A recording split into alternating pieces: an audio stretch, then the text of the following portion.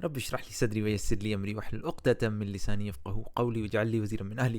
بہت چھوٹی سی لیکن بہت الحمدللہ مزیدار سی مثال ہے قرآن کے ایک لغوی معجزے کی. آپ کو لگے گا کہ زبان میں تو ہم عام زبان استعمال کرتے ہیں, کچھ بھی کہہ سکتے ہیں, لیکن قرآن کی باریک بھی نہیں دیکھے زبان کے استعمال میں.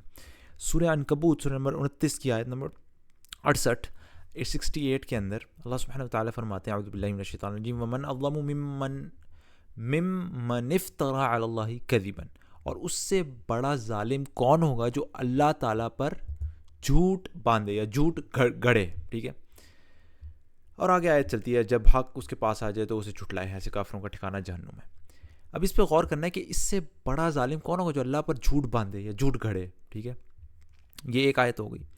جبکہ سورہ زمر میں سورہ نمبر 39 کی آیت نمبر 32 میں فرمایا فمن اظلم ممن کذب علی اللہ, اس سے بڑھ کر ظالم کون ہوگا جو اللہ تعالیٰ پر جھوٹ بولے. اب دیکھیں فرق تو چھوٹا ہے, اور آگے آئے تھے اور سچا دین جب اس کے پاس آئے تو اسے جھوٹا کہے, ایسے کفار کے لیے جہنم ٹھکانہ نہیں. اب فرق بڑا باریک سا, اور عام زبان میں شاید آپ کو کوئی فرق نظر بھی نہ آئے, لیکن قرآن کے اندر باریک بھی نہیں دیکھیں, اور اسی سے اس کا معجزہ ظاہر ہوتا ہے. سورہ عنکبوت میں کہا افترا علی اللہ الکذب, گڑا اس نے جھوٹ. اس سے بڑھ کر ظالم کون ہے جس نے اللہ پر جھوٹ باندھا, گڑا, بیٹھ کے گڑا.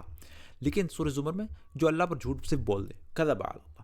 اب عام زبان میں تو کہہ سکتے ہیں اس نے جھوٹ بولا, اس نے جھوٹ گھڑا, کچھ بھی کہہ سکتے ہیں. لیکن آپ دیکھیں قرآن کی باریک میں جب کہتے ہیں افطرا, اس پر باقاعدہ بیٹھ کے گڑا, تو اس میں کیا ہوتا ہے؟ بولنے میں تو آپ کسی سے کوئی بات لے کے آگے بول دیں, بس بولنا ہے تو بولنا ہی ہے, اس میں زیادہ محنت نہیں لگتی زبان کے لحاظ سے, صرف اس کو دیکھیں, میں صرف لغوی اعتبار سے. لیکن سورہ عنکبوت میں جھوٹ گھڑنا, بیٹھ کے باندھنا, کوئی ایجاد کرنا بیٹھ کے یہ اس طرح, اس میں زیادہ محنت لگتی ہے. سوچ وچار انسان بیٹھ کے سوچتا ہے تو محنت لگتی ہے. اب آپ سوچ رہے ہوں گے عام زبان میں تو کوئی نہیں, تو نے جھوٹ گھڑا ہے, تو نے جھوٹ بولا ہے, ایک ہی بات. لیکن قرآن کی باریک بھی نہیں, جہاں لفظ جھوٹ باندھنے اور گھڑنے کی بات ہو رہی ہے وہاں پہ زیادہ کوشش مشقت لگتی ہے, اور یہ زیادہ مناسب تھا یہاں پہ زیادہ کوشش مشقت ہو سورہ عنکبوت میں. کیوں؟ کیونکہ یہاں پہ برائی کے لیے مشقت کرنی پڑی ہے, جو اللہ پر جھوٹ باندھے باقاعدہ بیٹھ گئی, کیونکہ اگلی آیت میں اچھائی کے لیے محنت کرنی پڑی ہے. دیکھیں والذین جاہدوا فینا, جو لوگ ہماری راہ میں مشقتیں برداشت کرتے ہیں ہم انہیں اپنی راہیں ضرور دکھا دیں گے, اور یقین اللہ نیکوکاروں کے ساتھ کا ساتھ. کیوں؟ نیکی میں بھی مشقت ہے تو اس کے کنٹراسٹ میں برائی میں مشقت ہے. سبحان اللہ, بالکل مناسب تھا. جبکہ سورہ زمر میں یہاں پہ نیکی بس جو جھوٹ بول دے آ کے کسی اور سے لے کے, کچھ محنت کا اس میں وہ عنصر نہیں لغوی طور. تو اگلی آیت میں بھی اچھائی میں بھی جو کمپیریزن ہو رہا ہے اس میں کوئی محنت نہیں, اور جو سچے دین کو لائے اور اس نے اس کی تصدیق کی, یہی پارسل ہو. بس سچا دین لے آیا, اس کو محنت نہیں, گڑا نہیں, بس جس نے والذی جاء بالصدق وصدق بھی. سبحان اللہ, دونوں. تو سبحان اللہ, جہاں اچھائی میں محنت نہیں لگ رہی, بس لے آیا, لائے, اور اس نے اس کی تصدیق کی, بس اس میں گڑا بیٹھ کے کچھ نہیں, بس وہ لے آیا, ختم.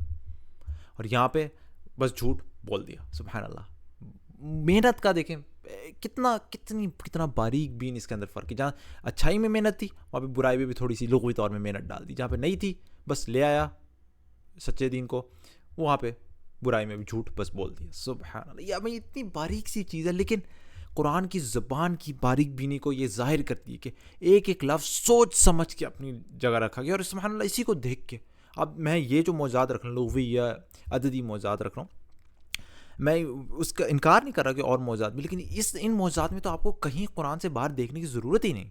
مطلب جو دوسرے لوگوں نے سوچا ہے اس کو ضرور پڑھ سکتے ہیں, لیکن اس کے اندر ہی اندر, قرآن کے اندر ہی ایسے ثبوت موجود ہیں جس سے آپ یہ اس بات کا یقین اپنے دل کو دلا سکتے ہیں کہ یہ اللہ کا کلام ہے, کسی انسان کا لکھا ہوا نہیں ہو سکتا. مزید معجزات بھی ہیں میرے چینل میں دیکھ سکتے ہیں, خاص طور پہ جو میتھمیٹیکل میریکلز ہیں, ایک ایک نمبر کس طریقے سے اپنی جگہ بالکل پریسائزلی بیٹھا ہوا ہے. تو اللہ تعالیٰ ہمیں یقین ہے قرآن پر کہ اللہ کا کلام ہے. سبحانک اللہم وبحمدک اشہد ان لا الہ الا انت استغفرک واتوب الیک. اور یہ ویسے بھی چیزیں بلاغت جو ہے یہ حفاظ کے لیے بھی بڑی مددگار ثابت ہو سکتی ہے, پتہ ہوتا ہے ان کس جگہ کون سا لفظ تلاوت کرنا ہے.